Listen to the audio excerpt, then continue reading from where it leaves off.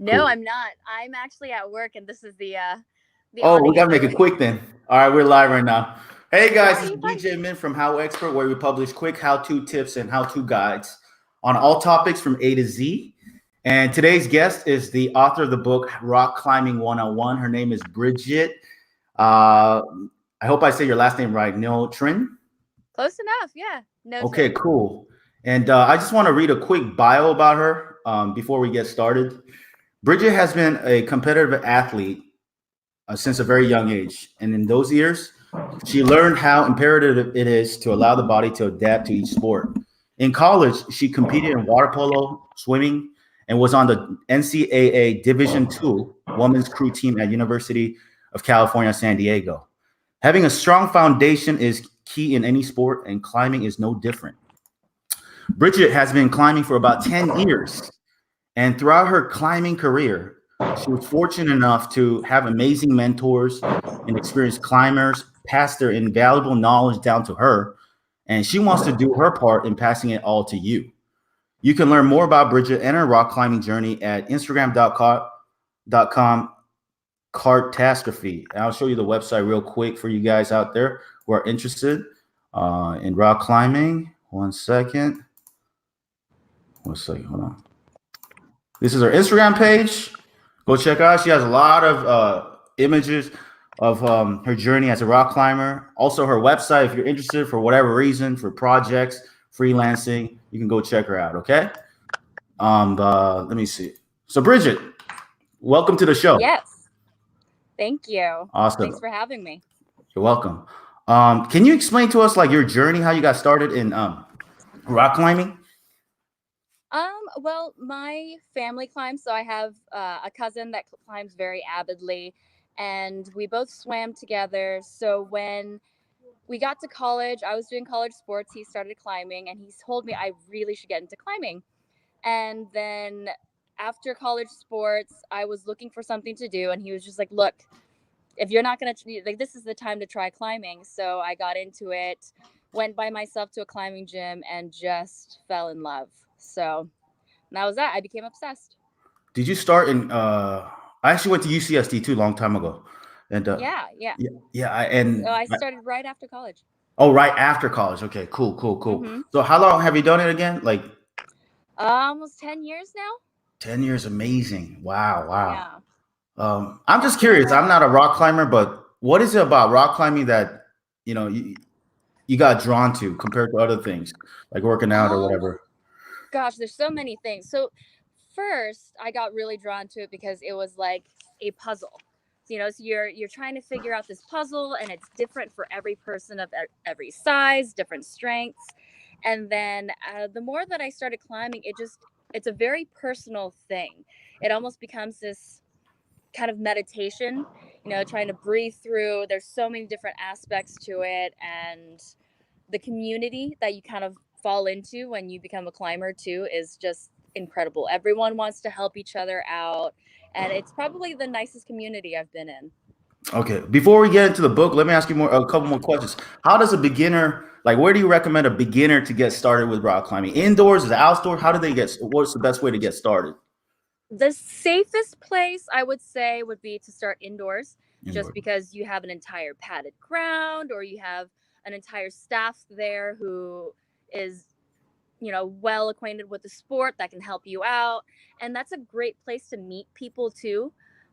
Okay. And then once you find kind of a group of people who's willing to take you outside, then they can take you outside, they can show you the ropes, pun intended, and all of that. So Right. yeah, best place would probably be to start at a gym. I started at a gym. So like a rock climbing gym, specific Yeah. one?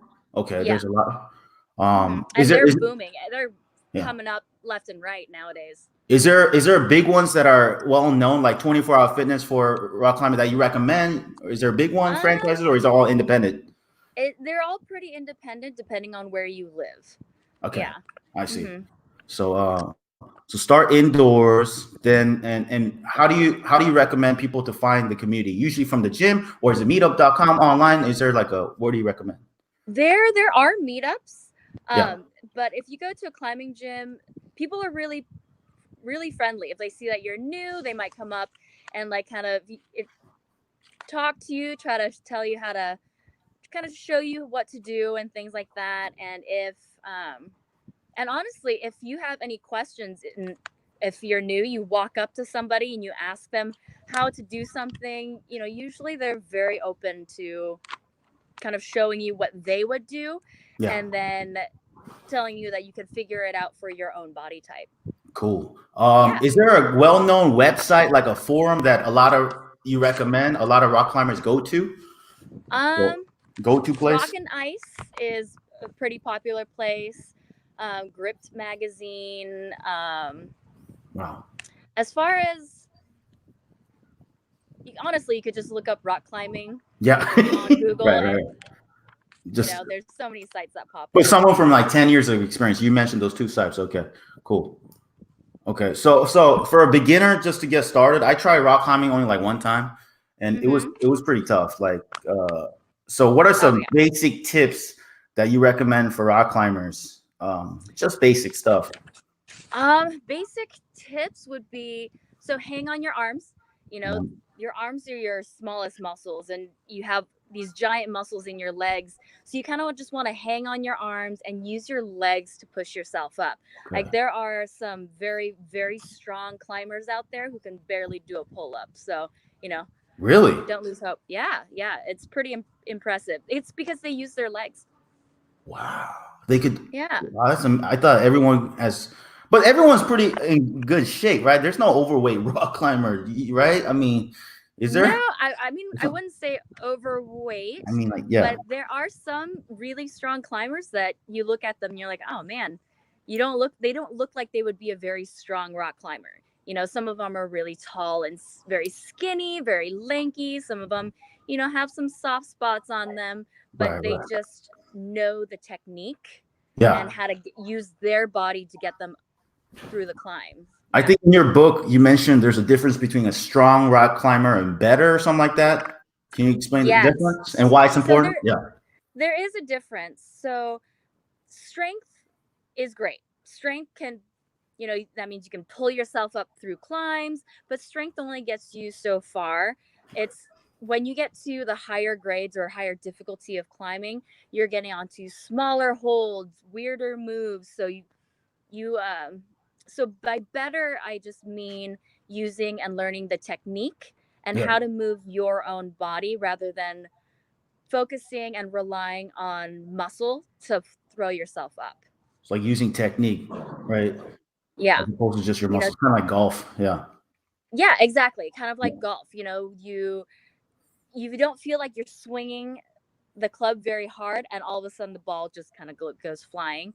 Right. So it's body positioning. You get your hip into the wall. You hang on your arms. Use your legs to push up. It's very technical, and it's very mental too. Wow. Going outdoors, like what are the tools okay, let's just go with the book right now. Sure. Intro to climbing, there's different types. You mentioned bouldering, top ropes, sport climbing, traditional, crack, free, solo, ice. What's a good one for beginners out of all those?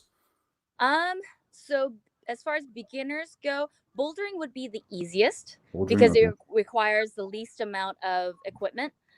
You just need your climbing shoes and a chalk bag, and you can go into any climbing gym and just boulder. The next easiest thing would be top roping, because then you can have a harness, but you would need a partner. And the top roping means that the rope is coming from the top. So as you're climbing, the rope is pulled tighter, so you're not going to fall anywhere if you fall. Right. So I would say starting with those two, and then as you get more confident or build your climbing abilities, then you can move through all the different types of climbing. Cool. Climbing basics and technique 101. That's the next chapter, chapter 3. You talk about knots and belaying, hang right, knot tight. How can you explain that in a nutshell? Basic techniques. I know you briefly went over it. Just yeah. So basic techniques in there. I show you how to tie a figure 8 knot if you're going to be on ropes. Safety is really important. You want to make sure that rope isn't going to go anywhere. Belaying techniques And as far as technical climbing, again, hanging on your arms because they're such small muscles, and using your legs, using your hip, your center of gravity to kind of shift your weight on the wall. That Right. way, you're not focusing so much on any one muscle. You're using your whole body intuitively. Like I'm not a rock climber, but when I see pictures of people, they do this. Like they put something on the rock, right, on top. Mm-hmm. That never falls off. No. So there's different kinds. So there's a carabiner where they hook into a piece that's already in the wall, or there's a cam where you kind of place it into a crack. And if you place it into a good crack, that piece isn't going to go anywhere. It's more likely that the rock will break before the actual carabiner or quick draw is going to break. Those things are meant to hold up to about 400 pounds of weight, Is this like a force nail weight. straight, or is there a hook? There's a hook. For what? Like the thing that you put on the top. I'm just, Yeah, so you put your piece into the wall, and yeah. then there's a carabiner, and that's what you clip your rope into. Oh, I always feel like that'll fall off. That's why. But okay, that's interesting No, to I've know. taken some pretty big falls on those, and they definitely hold. Yeah. Wow. Yeah, yeah. I seen some pictures of you. Like you are on crazy mountains. But yeah, that's Yeah, insane. I can't believe you. Like that's insane, dude. But anyways, okay. yeah, climbing Training. takes you to some of Go the ahead. greatest places. I'm sorry? No, go ahead. What were we gonna say? I was just going to say that climbing takes you to some crazy places, and when you get to the top, the view is just that's the most satisfying part to me anyway, Yeah. is being able to solve that puzzle and then the view you get from the top. What's one of the top places you've been to that you recommend other people to check out? Gosh, for bouldering or for The so typical outside going rock climbing. um Yeah. Joshua Tree is always one of the most famous places to go outside for bouldering Right. and sport climbing and trad climbing. You can basically do Everything. everything but ice climbing out in Joshua Tree. Okay. And the granite is very sticky, so it's probably one of my favorite places just because you can do everything in one place. Wow. Um, Okay. I like Palm Springs Aerial Tramway for bouldering just because, especially for the summer, you go up this awesome tram and you see some beautiful views from out there. Oh, Palm Springs. Nice, nice, nice. Mm-hmm. Awesome. Okay, so chapter 4, you talk about training. In a nutshell, do you any tips for training for people rock climbing? You talk about Yeah, strength training, endurance, weight room, finger strength. Can you give some in a yeah. nutshell? The biggest thing I think as far as training goes for like finger strength training, I would recommend not starting on any like hang boards or anything like that until about 2 years into your climbing career, just because your fingers don't have any muscles. They're all tendons, and tendons are very, very um, they're very fragile. So if you don't allow your fingers to adapt to climbing and holding on to certain holds, and you just jump right into holding those smaller holds or cranking down really hard, you're at risk for some pretty heinous injuries that can set you back a while. Good to know. That's all good tips. Chapter 5, injury prevention. Any tips on injury prevention? Yeah. Warming up, cooling down, pretty standard for every sport. I'm just saying this because I have had multiple injuries. You just make sure that you warm up really well before you try to get on anything too heavy, too hard, and if your fingers start to hurt, it's, just listen to your body. Your Right. body's actually really smart. And if anything feels kind of a little too precarious or something out of the wheelhouse of where your muscles and tendons will allow you to go, it's okay to step back and just work up to it. Like, just Yeah. listen to your body and don't let your ego get in the way. Yeah. Don't rush into it, right? Just be patient. Exactly. Yeah. Chapter 6, be polite. Don't be a jerk. Climbing etiquette. What does that mean? So again, it's the climbing community. It is a community, so there's a lot of like unwritten rules, Yeah. and especially if you go outside, you leave no trace. You don't anything you take outside with you, take back with you. People are there to have fun. And again, climbing is a very personal journey. So there's someone who's climbing a certain route and they are trying to figure it out on their own. Don't just, it's called spraying beta. Just don't tell them what to do, how to move, all these things. It's Oh, their puzzle to figure out, not yours.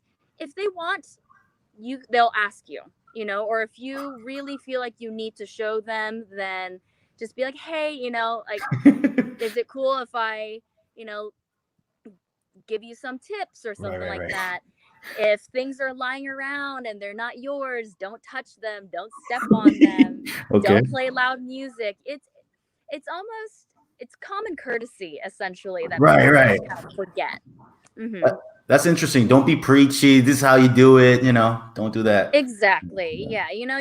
You're not going to tell your boss how to do things. You're not going to tell your coworker how to do things. This Right. isn't really that much different. Yeah, yeah. Be chill. Chapter 7, transitioning outside. Any tips on how to transition outside? Yeah. Go outside with someone who is experienced and has been outside before, who knows the area, knows the etiquette, Right. and knows the safety precautions of climbing outside. Because again, climbing is, it's fun and it's all fun and games, but it can be dangerous if you don't know what you're doing. Right. So my best tip is to go out with someone who is experienced, who knows how to do those things, and can show you the way, and then you can, then take anyone else out. But Yeah. yeah. That's awesome. So thanks for that. And I'm just curious. I mean, you've done this for 10 years. Do you have any um aspirations in the future? Do rock climbing, like maybe coaching, do stuff like that in the future, or just more of a hobby right now? It is. I do love climbing, and I do love essentially kind of coaching anyone who comes within my space. Yeah. Any new people that come in and climb. Um, I have thought about coaching before, but I enjoy it as a hobby, and I feel like Really? sometimes if you kind of make it a job, Oh yeah, yeah, then yeah. it's I just hear a people say job. that a lot. They don't want to turn their passion into a business because then you won't enjoy it anymore. Right. Right. Right. Yeah. But anyone who comes in, anyone who asks me questions, I'm always more than happy and open to, showing them the way. If they have questions on technique, absolutely. And And that's my way of coaching and kind of giving back into the community. cool. And for me as a digital marketer, I see it in you. You're talented. 10 years of experience in rock climbing, you can turn this into a business. Okay, like on your Hmm. own, separately. You can do an online course, a membership site, coaching, mastermind. I could see it. You already got Hmm. the talent. So it's just encouragement. Maybe down the line you can do it on your own. There's Thank you. Thank because you. there's people who wrote for HowExpert in the beginning. Now they have their own business, like fitness, start, things like that, coaching, stuff like that. So it's pretty Yeah. cool. Especially now that climbing is kind of really growing. It's there's been this huge influx recently. So Yeah, I will encourage it's you kind to of do it cool. all. You're already doing it on Instagram. So yeah, I would Yeah. start a YouTube channel if I were you. Like I've actually considered it. I just don't really know where to start. you're already doing Instagram, so translate into YouTube. Like document your journey every time you go to climbing and start a YouTube. Document your journey. You know, Hmm. one step at a time. So, and from that, just as a marketer, I'm just teaching you. Like YouTube, they say there's a guy named Gary Vaynerchuk. I don't know if you know, but Love him. yeah, Absolutely love him. he Yeah. says, this is the new TV, and TV is the radio, and radio is extinct. So if you don't Yeah. exist on this, you don't exist in the future. So Right. YouTube is a new TV. I just want to encourage you, like whether it's this or whatever projects that you have. I see your websites. You're doing a lot of things, so it's awesome. I know you can keep at it. I would encourage you to keep at it. So Thank that's you. all. Thank you Yeah. very much. Thanks for being on the interview. This, even though it's quick one, and everyone Yeah. out Thanks there, for go having check me. out our book, Rock Climbing 101. Thank you, Brigitte. Thank you. All right, take care. You too. Bye bye. Cool.